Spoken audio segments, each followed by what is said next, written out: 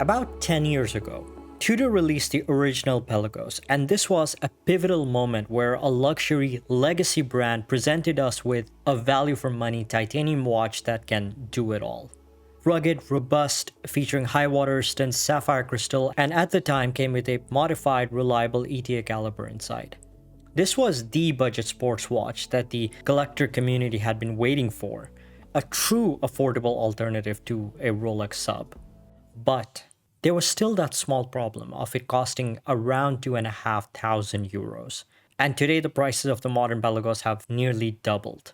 But fortunately for us, two micro brands started between 2016 and 17 are offering us a lot of what the Pelagos offers, but at an affordable price. And I don't mean $2,000 affordable, I mean really affordable.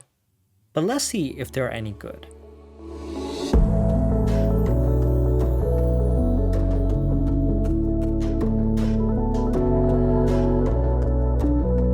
Before I get into the watches, do me a small favor and hit that subscribe button. It really helps more than you know. Thank you. If you're new to titanium watches, you'll need to know a couple of things about them.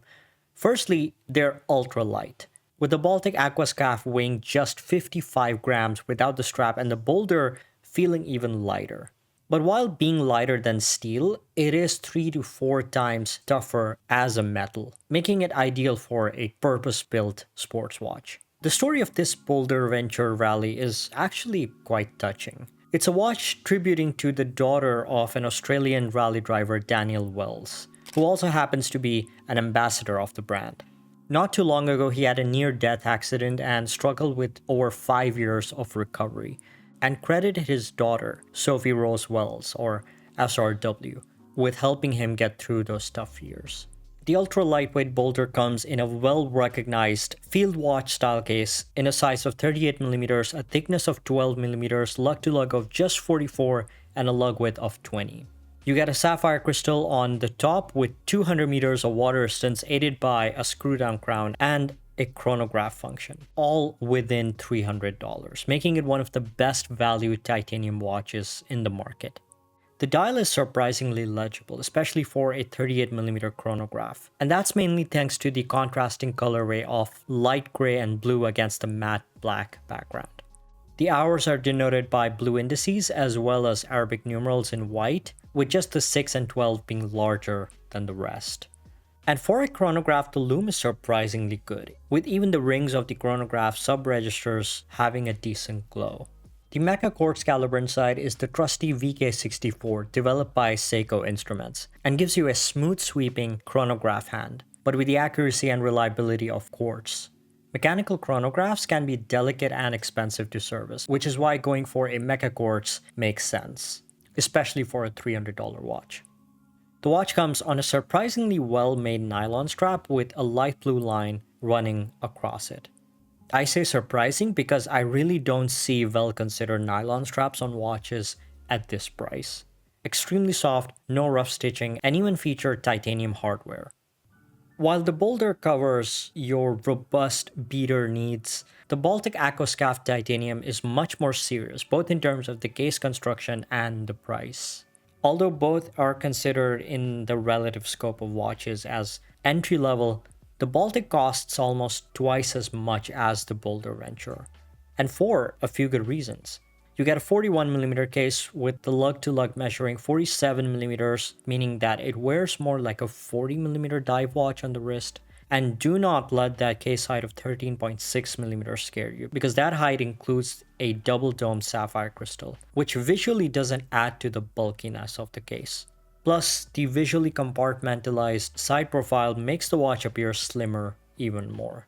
Just like the Boldr, you get 20mm lug width, meaning you could rock all your 20mm straps on this absolute strap monster. But the textured rubber strap that the watch comes with is really good for regular use as well. This is sort of the quality of aftermarket straps that you would be looking for. And just like the Boldr, this too has drilled holes on the lugs, so you don't run the risk of scratching the lugs when trying to remove the standard spring bars in case you want to switch between straps and bracelets.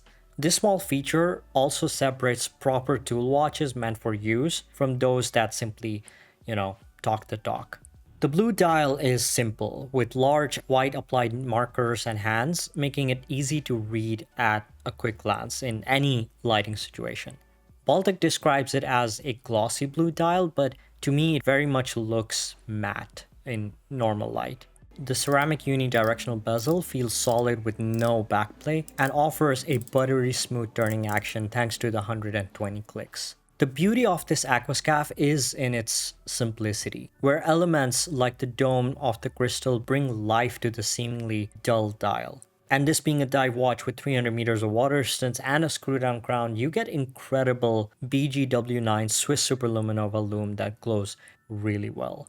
The watch is powered by a Japanese automatic Miyota caliber 9039, offering 42 hours of power reserve. Now, the thing about Miyota is that it has a range of different movement offerings, and the 9039 falls under its premium line of movements, which is why it is often seen in the more expensive end of the entry level watches.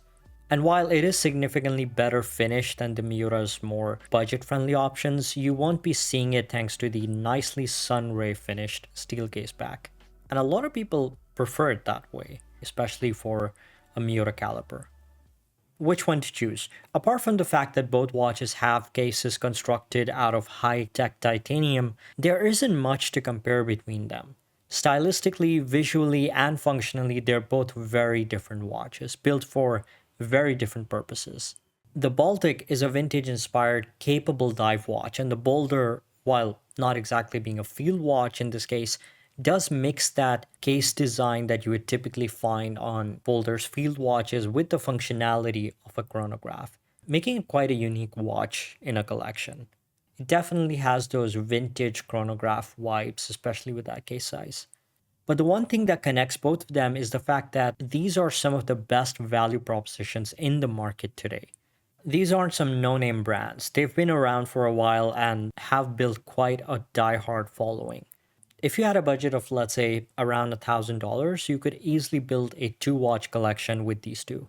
With the Baltic being your daily, having that versatility of a dive watch, and the Boldr being your beater, your tool watch that you wouldn't mind getting dirty and scratched up. And what's cool about both of these brands is that there are so many variations to choose from that don't deviate too far from these price points. Two incredible do it all watches from enthusiast driven brands with incredible specs and an affordable price tag. What's not to love? Thanks for watching. I'll see you in the next one.